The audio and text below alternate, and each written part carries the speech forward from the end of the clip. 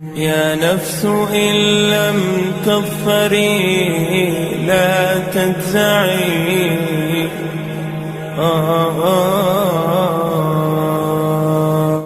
ہمارے channel the voice of علماء حق کو سبسکرائب کریں اور نیو اپڈیٹس کے لیے گھنٹی کے بٹن کو ضرور دبائیں۔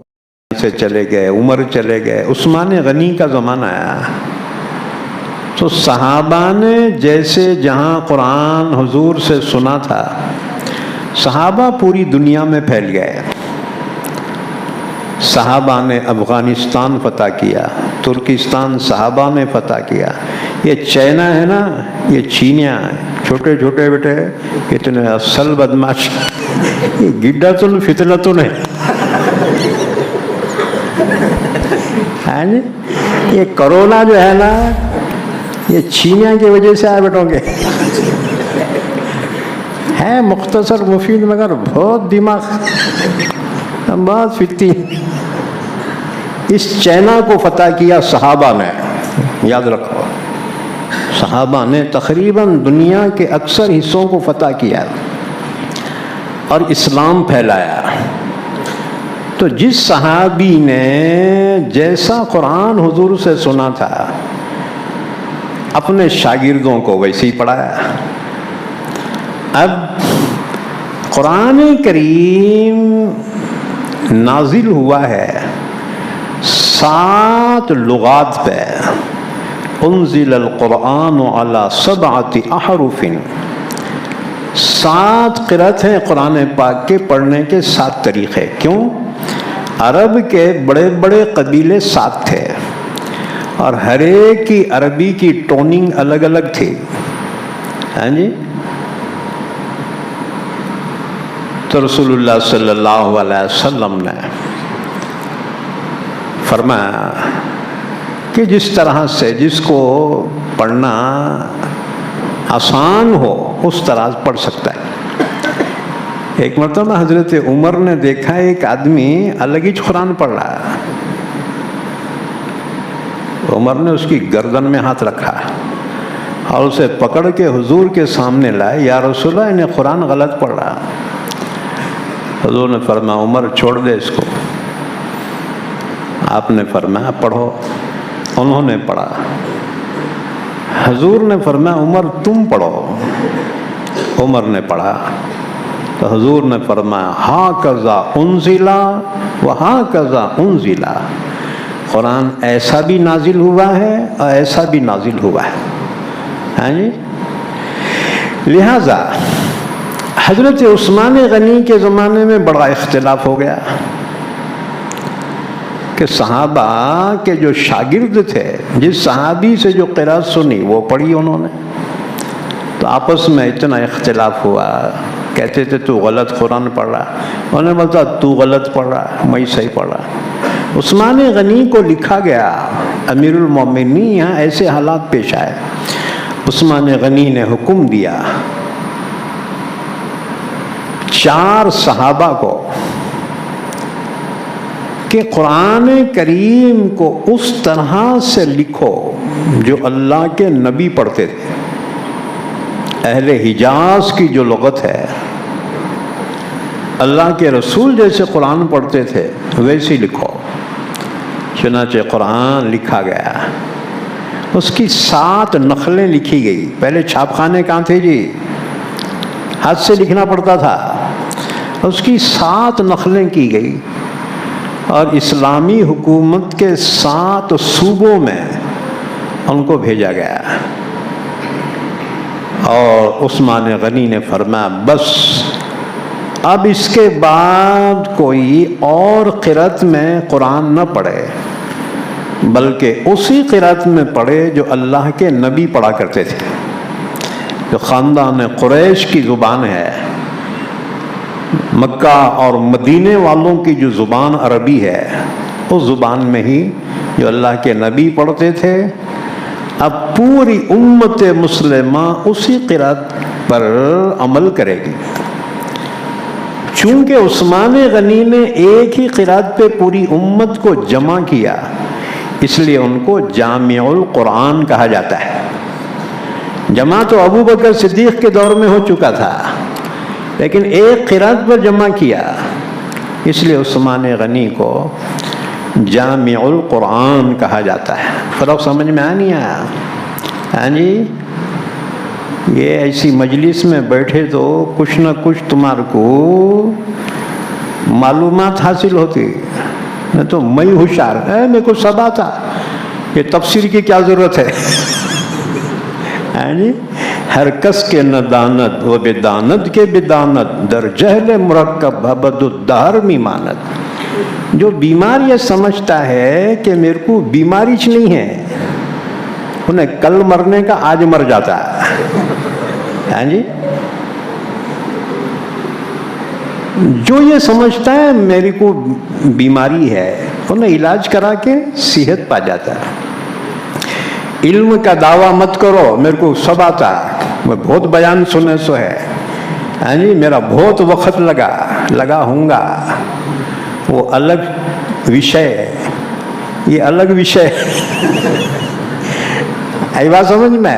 ہاں، تو یاد رکھو قرآن اللہ کا کلام ہے، علم کا سمندر ہے۔ اگر اوپر سے تیروگے سمندر میں کانٹیاں پھاٹیاں ہاتھ کو لگتے ہیں، اگر اندر غوطے مارو گے تو اندر سے موتیاں تمہارے ہاتھ کو آئیں گے۔ یہ ہے غوطہ مارنا، اس کو بولتے تفسیر۔ یہ بات سمجھ میں؟ تفسیر میں تفصیل رہتی۔ اب تم بعد میں گھڑیاں دیکھیں گے کیا جی نو بہت ہی کھینچ رہے، ہاں جی، مہینے میں ایک دن تفسیر ہو رہی ہے، اور کتنے 2 گھنٹے 2 گھنٹے نہیں دے سکتے؟ اوسے والے دے سکتے نا؟ قرآن کے لیے دو، ہمارے واسطے نہ کہو۔ مہینے میں 2 گھنٹے وہ خوالے رہندے پورے رات بم مارتے بیٹھیں گے وہاں، جی، اللہ کے کلام کی عظمت کو سمجھو۔ بہرحال یہ قرآن پاک اللہ کا کلام ہے، قیامت تک یہ اسی شان کے ساتھ باقی رہے گا۔ البتہ قیامت کے قریب اللہ جب چاہے گا یہ قرآن کو اٹھا لے گا، یعنی ذہنوں سے، دلوں سے یہ قرآن بھلا دیا جائے گا، اوراق رہ جائیں گے، آیتیں باقی نہیں رہے گی۔ وہ دن آنے سے پہلے پہلے اللہ ہمیں قرآن کی تلاوت کی، سمجھنے کی، عمل کرنے کی توفیق عطا فرمائے۔ اس کے بعد سنو قرآن کریم کا خلاصہ۔ اب پورا قرآن کتنے سال میں ہوتا کہ میں بھی گارنٹی نہیں دے سکتا، جب تک ہم رہتے کہ تم رہتے۔ اب لوگ ہم بولتے ہیں مول صاحب اتنے سال تک تفسیر چلنے والی ہم رہتے کیا؟ تم فکر نہ کرو، تم چلے گئے تو ہم عیسال سوا پہنچاتے، تم فکر نہ کرو، نیت کر لو، یعنی انشاءاللہ مہینے میں 2 گھنٹے دیں گے، نہیں دیں گے؟ انشاءاللہ تعالی اللہ آپ کی عمروں میں برکت عطا فرمائے، اللہ آپ کے اولاد کو ہدایت نصیب فرمائے، اللہ آپ کی خوشحالی کے فیصلے فرمائے، اللہ تمہاری پریشانی دور فرمائے۔ ہاں جی، آپ ذرا پریشان ہوئے عاملوں کے پاس، تعویذوں کے پاس، قرآن سے بڑھ کے کوئی تعویذ ہے کیا جی؟ اللہ نے فرمایا قرآن میں شفا ہے۔ وَنُنَزِّلُ مِنَ الْقُرْآنِ مَا هُوَ شِفَاءٌ وَرَحْمَةٌ لِّلْمُؤْمِنِينَ۔ قرآن میں شفا ہے، قرآن میں ہر پریشانی کا حل ہے۔ اب بعض بولتے ہیں یہ ہمارا کام نہیں ہے، ہاں قرآن تمہارا کام نہیں تو پھر کہاں تمہارا دوسرا کون سا کام ہے؟ ایک ہی کتاب تو اللہ کی جانب سے نازل ہوئی اور وہ قرآن ہے۔ ہم یہ نہیں کہتے کہ اور کتابیں نہ پڑھو، پڑھو، لیکن قرآن چھوڑ کے نہیں، ہاں جی، قرآن چھوڑ کے نہیں، کیونکہ قرآن ہی تو ہدایت ہے۔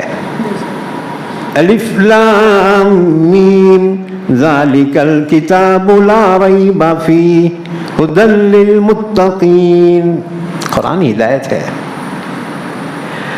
وہ زمانے میں معزز تھے مسلمان ہو کر، اور تم خوار ہوئے تاریک قرآن ہو کر۔ تو قرآن کریم کا خلاصہ سن لو۔ یہ قرآن کریم میں 114 سورے ہیں۔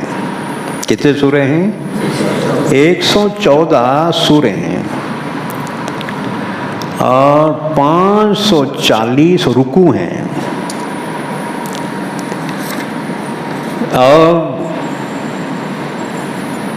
6666 آیتیں ہیں،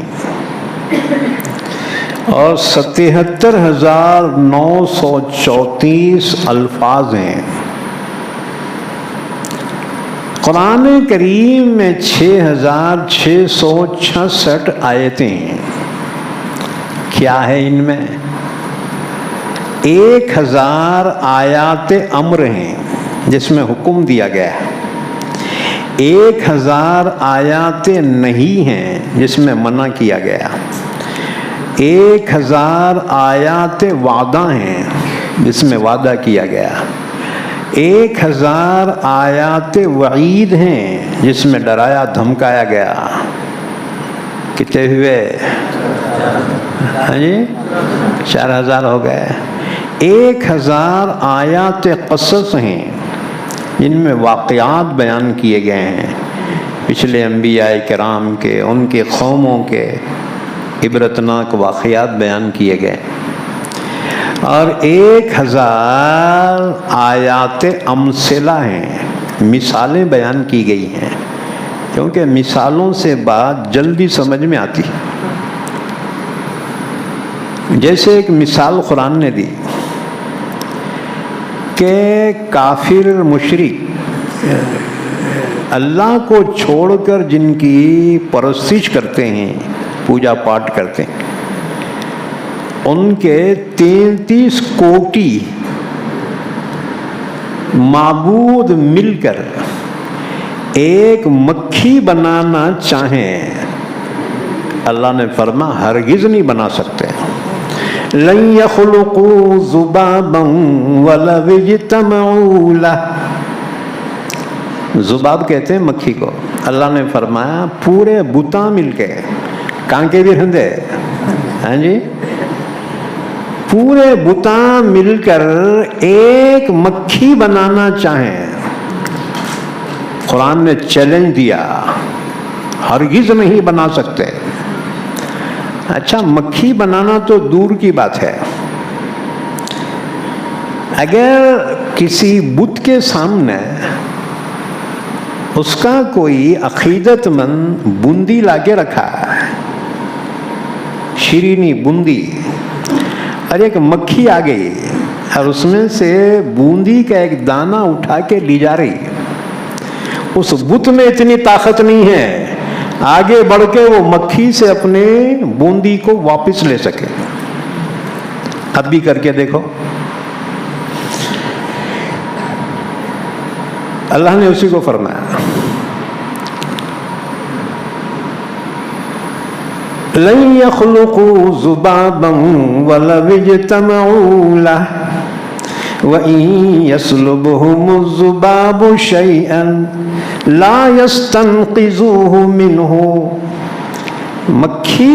مکھی جو ہے بت کے سامنے کی مٹھائی لے کے، بوندی کا دانہ لے کے اگر جا رہی ہے، اللہ نے فرمایا لا يَسْتَنْقِذُوهُ مِنْهُ، یہ بتاں جو ہے نا، اس سے اپنی وہ بوندی کا دانہ واپس چھین نہیں سکتے، کیونکہ ہماری بوندی تو کیوں کھا رہی؟ نہ بول سکتے، نہ دیکھ سکتے، نہ سن سکتے، ہاں جی، اتنے لاچار ہیں، اتنے مجبور ہیں کہ اپنے ارادے سے حرکت بھی نہیں کر سکتے.